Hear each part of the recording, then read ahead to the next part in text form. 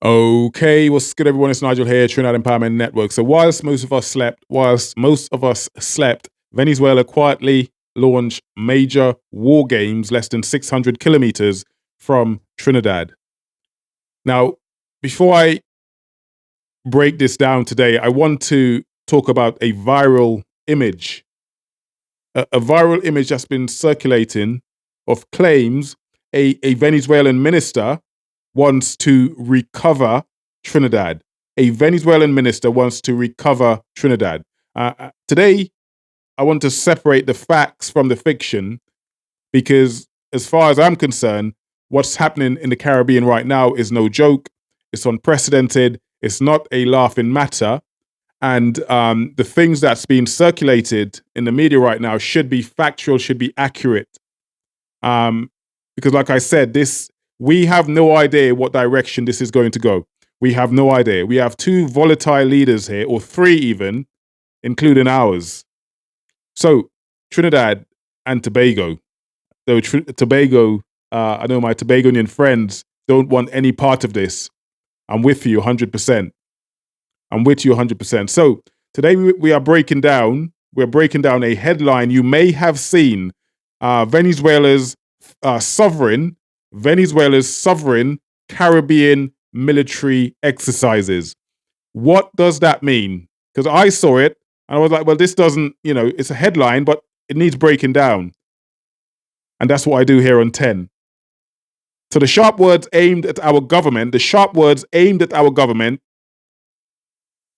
to include this dangerous fake headline that's been circulating and been making the rounds on social media and online. You may or may not have seen it.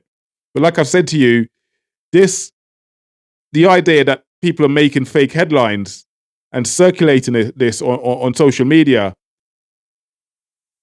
it's unnecessary, it's unneeded in this time.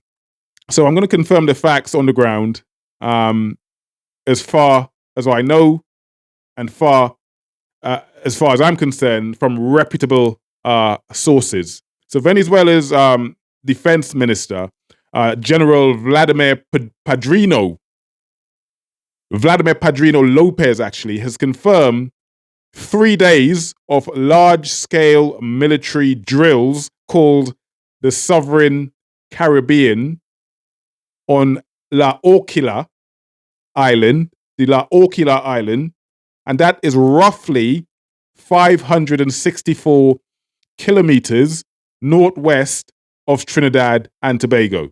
Well, Trinidad, to be honest.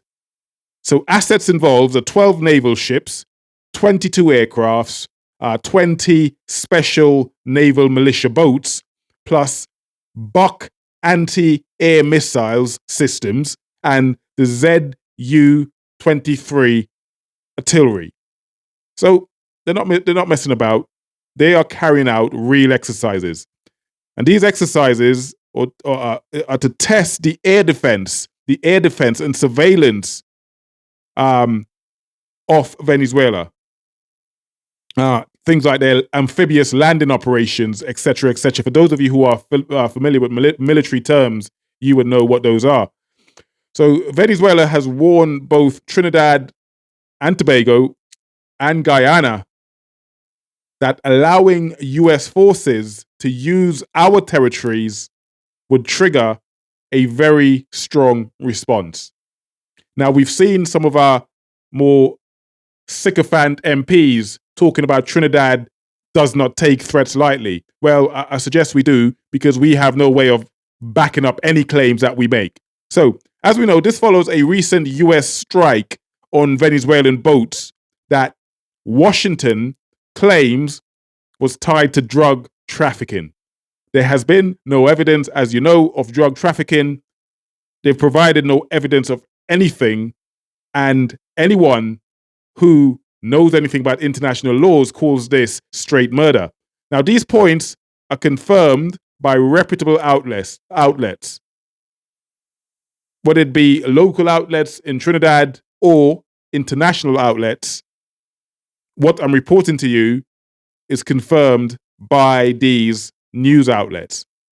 So let's let's look at the viral headline that's been circulating. Like I said, the last thing we need in Trinidad and Tobago, the last thing we need right now, especially when people are so ignorant to wars. Wars is something we do not do in the Caribbean. We've been a war-free zone for years, right? So over the last day, this graphic claiming to be from the Trinidad Express circulated on social media. I think it's still doing the round right now. And the headlines, as you can see, it reads, Venezuelan minister reads letter suggesting claim to recover Trinidad. Yeah. So if you've read that headline, rest assured, I've done my research, I've fact-checked it, and it's absolute nonsense. There has been nothing from any Venezuelan minister suggesting anything of the sort. So please just ignore this nonsense. Please ignore this nonsense. So we've checked the Trinidad Express archives. We've checked their website and major regional and international wires, and no such article exists. Thank God. So let's debunk that today. Let's debunk those sort of headlines today. It's unnecessary and it's not needed. So the photo in that graphic is a common press shot of Venezuelan official, a man called Diosdado Cabello. I may have butchered his name there a bit, but that's Diosdado Cabello. But the headline appears fabricated or taken completely out of context. So I'll finish by saying there's zero credible evidence. There is zero credible evidence that Venezuela has declared any plan to reclaim Trinidad. It's so, again, I cannot say this strongly enough. The headline that you read is utter nonsense. But as you know, with Trinidad Empowerment Network, I keep my ear to the ground and I bring you the best information, research information, verified information. And there is no verified report of Venezuela seeking to recover Trinidad and, of course, Tobago. Though my Tobagonian friends always say, we are not involved in that. We're leaving that to you people in Trinidad. and rightly so. And rightly so. I love you, my Tobagonian brothers. Stay as far away as you can from the nonsense that's taking place in Trinidad and Tobago as we speak. People are waking up, though. People are waking up. So, what are these exercises? What do they actually mean? What do they actually mean to you, the average citizens of Trinidad and Tobago? So these drills are best understood as more of a strategic signaling in the military world. Strategic signaling. And it's not a prelude. It's not a prelude to invasion. I would say the purpose of these drills, well, we see what America is currently doing on the coast of Venezuela and the Southern Caribbean. So the purpose of these drills, I would say, is to act as a deterrence to show the US and the region that Venezuela can defend its coastline. That's all this is.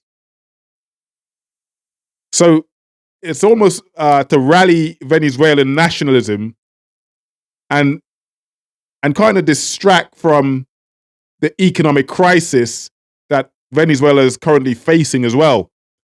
It helps to rally the troops in Venezuela. They are being attacked by the Americans.